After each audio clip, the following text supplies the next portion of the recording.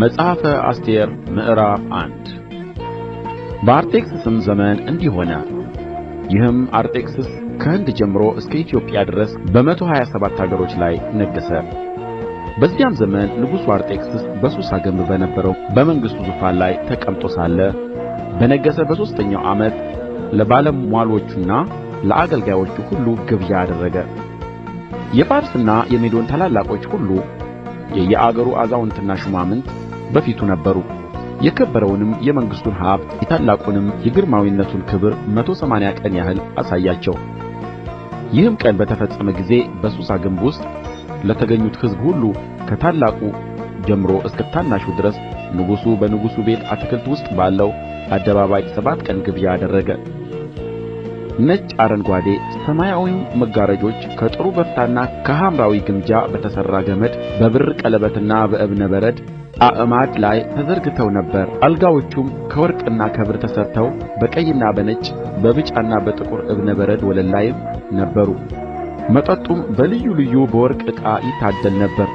የንጉሡም የወይን ጠጅ እንደ ንጉሡ ለጋስነት መጠን እጅግ ብዙ ነበር።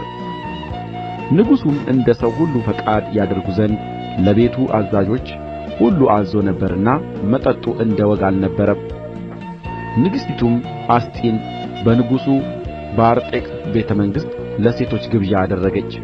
በሰባተኛውም ቀን ንጉሡ አርጤክስስ የወይን ጠጅ ጠጥቶ ደስ ባለው ጊዜ ንግሥቲቱ አስጢን መልከ መልካም ነበረችና ውበቷ ለአሕዛብና ለአለቆች እንዲታይ የመንግሥቱን ዘውድ ጭነው ወደ ንጉሡ ፊት ያመጡአት ዘንድ በፊቱ የሚያገለግሉትን 7ቱን ጃንደረቦች ምሁማንን፣ ባዛንን፣ ሐርቦናን፣ ገበታን፣ ዘቶልታን፣ ዜታርን፣ ከርከስን አዘዛቸው።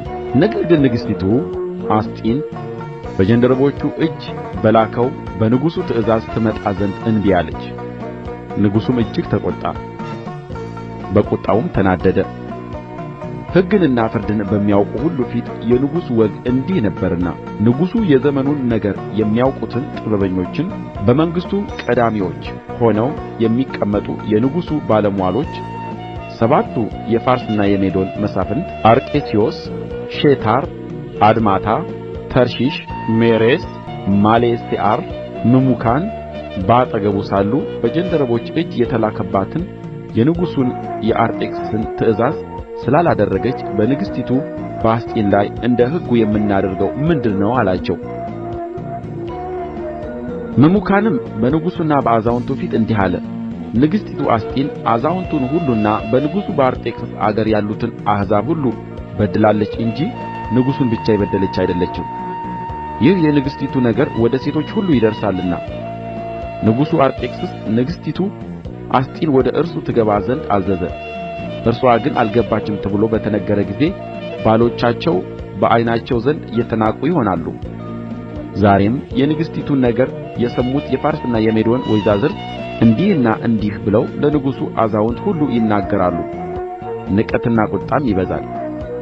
ንጉሡም ቢፈቅድ አስጢን ወደ ንጉሡ ወደ አርጤክስስ ፊት ከእንግዲህ ወዲህ እንዳትገባ የንጉሡ ትእዛዝ ከእርሱ ይውጣ፣ እንዳይፈርስም በፋርስና በሜዶን ሕግ ይጻፍ።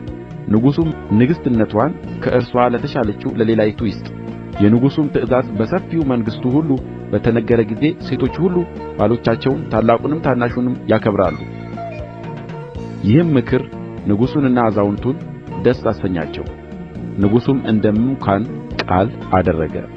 ሰው ሁሉ በቤቱ አለቃ ይሁን፣ በሕዝቡም ቋንቋ ይናገር ብሎ ለአገሩ ሁሉ እንደ ጽሕፈቱ ለሕዝቡም ሁሉ እንደ ቋንቋው ደብዳቤዎችን ወደ ንጉሡ አገሮች ሁሉ ሰደደ።